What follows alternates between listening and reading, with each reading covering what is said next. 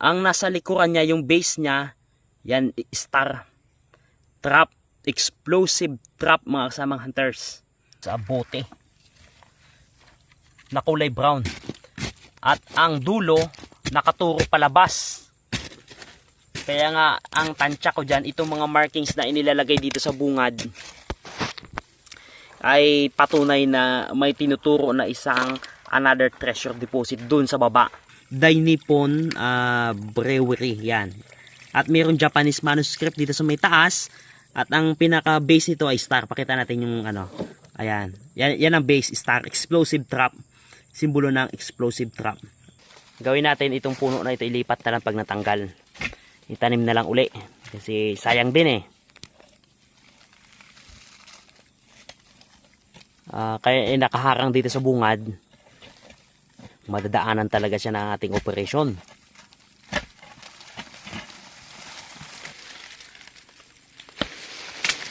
Na. Ano mga samang hunters yan?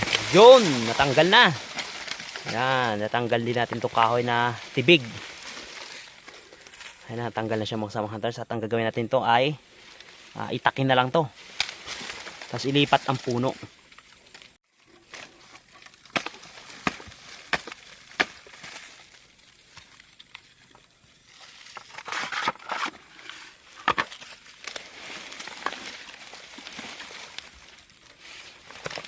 Ayan, medyo makapal ugat talaga nito.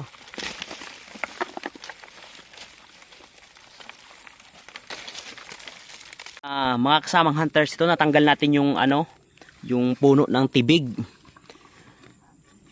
Pagkatanggal natin, may napansin tayo na dito sa ilalim ng kanyang puno.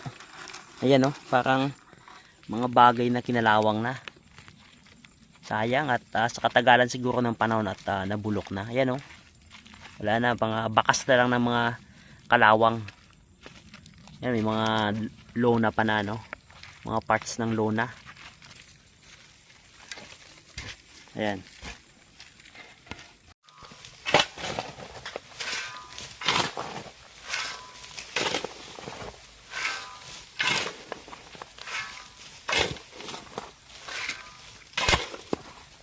May another treasure markings na naman tayo. Habang ito kiniklear natin, pinapala yung mga natibag nga dito. Habang pinapala natin, may tinamaan yung ating hunters na bote na kulay brown.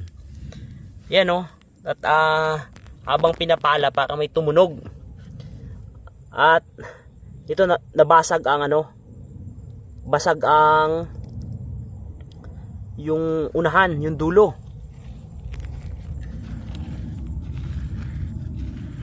At yan mga kasamang hunters, parang papasok pa dun sa loob. Yan ang isa sa mga natin problema kapag yung siyempre di rin natin alam. Sige tayo tira lang pala, minsan bareta, nadudurog yung markings. Pero kagandahan, bungad lang yung nating nabaklas. Yan gawin natin ngayon, dahan-dahanin natin ang kuha.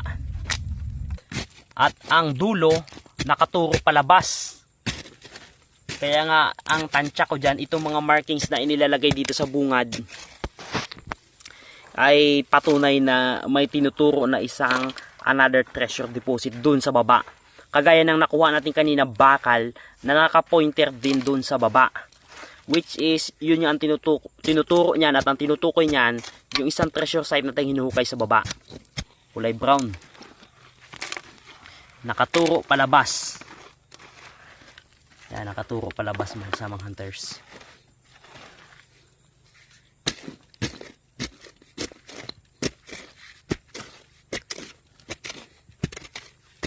Dito siya sa ilalim ng puno. Yung puno na tinanggal natin dito kanina yon. Diyan. Sakto pagka tibag natin. May mga bakal doon sa taas, kalawang na. Dito pala sa ilalim, hindi natin alam na may markings pala. Buti na lang hindi natin binarita. Mabuti na lang yung kasama natin kaya pinapaalan niya lang kasi nga tinatanggal tong mga tambak na natibag dito na dun sa may puno ng tibig kanina nakalagay. Kaso nga pagpala, mabuti lang kasi kung barita nakudurog lahat ito.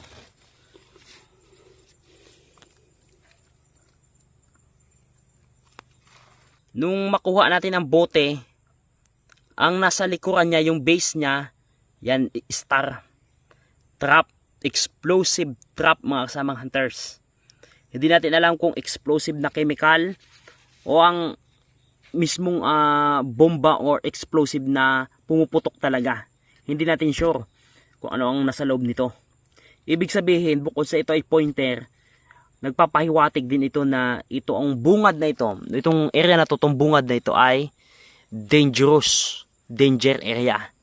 Kaya ngayon, binigyan na tayo ng mga markings, na mga pahiwatig, na mga senyales. Kaya itong pagpasok natin dito sa bungad ng tunnel, mag-iingat tayo mga kasamang hunters. Problema lang mga kasamang hunters, sayang. Ayan o, kung hindi sana tinamaan ng pala, buo sana. Ayan ang aduktong mo nga. Yan mga kasamang hunters o. Tinamaan ng pala. Pero kung ano sana, buo. Pero ganun talaga. May mga time talaga na hindi natin maingatan talaga. May mga tinatamaan talaga. Mga kasamang hunters, ito yung ating tunnel.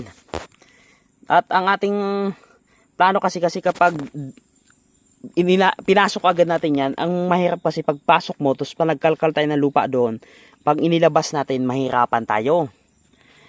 Kaya tama ang desisyon natin na dito tayo mag-umpisa dito sa may baba. Yan, kita nyo napakalawak na hukay natin. Halos ilang oras pa lang. Kaya ang gagawin natin mga kasamang hunters, siguro nasa 1 meter na lang. 1 meter na lang mga kasamang hunters at makakapasok tayo. Para pagpasok natin sa loob niyan, napakalalim yan mga kasamang hunters.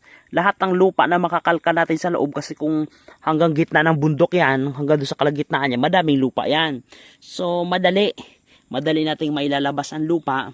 Pag nakalkal natin ito, magkakaroon tayo ng sariling parang daanan dito, kalsada, o makapasok yung ating kartilya. Ayan, 1 meters na lang mga kasamang hunters, mga 1 meters na lang yan. At ang kagandahan, sakto din kung napansin natin, kung dito tayo nag-umpisa, hindi natin makukuha yung mga markings dito. Dito, yan. Yan, mapapansin nyo, yung mga markings dyan, nakuha natin yan. Dito tayo nakakuha, yung bakal, dito naman sa kabila. Yan. At siguro baka bukas mga kasamang hunters, ay dito na tayo sa loob. Ngayon ay uwi muna tayo kasi gabing-gabi na talaga. Ayan mga kasamang hunters, ito na nga, nalinis na natin dito yung ating bote na nakuha doon sa may taas kanina at dinala natin dito sa may tubigan para linisin. At ang nakalagay pala, Dai Nippon Brewery, yan. At mayroong Japanese manuscript dito sa may taas at ang pinaka base nito ay star. Pakita natin yung ano, ayan. Yan ang base, star, explosive trap. Simbolo ng explosive trap. Kaya ingat tayo doon sa bungad. Ngayon mga kasamang hunter, sayang at nabasag yung dulo na napala natin kanina. At itong bote na ito ay binibili, may kakilala tayo, bumibili ng ganitong mga bote, Japanese bottle ng halos 5,000 ang isa. Yan, 5,000 ang isa niyan mga kasamang hunters. Dai Nippon Brewery. Kino-collection nila yan. At iba na nilagay sa mga coffee shop. At ang yung sa atin naman, basta buo. Kaya ang problema naman sa atin, nabasag natin. Sayang. Pero tayo na lang magkakolekta mga kasamang hunters at magandang collection to. Ito ay World War II collection ng mga Hapon. Biro mo kung isipin mo mga kasamang hunters, doon sa ating hinukay may mga Hapon na may mga daladalang gamit. Kaya ito ay mga sentimental items at may sentimental value. Sa mga kasamang hunters, may laman sa loob. Nga itaktak natin, parang may mga lamang bato. Sige, ihuhu mo. Ayan, may mga laman na may mga papel. May papel na laman sa loob mga kasamang hunters. Ayan o, kaso bulok na yung mga papel. Ayan o, katagalan ng panahon siguro na bulok. Baka mga sulat o mga liham, mga letter, bulok na. Ayan o, mga papel mga kasamang hunters ang loob. Sayang.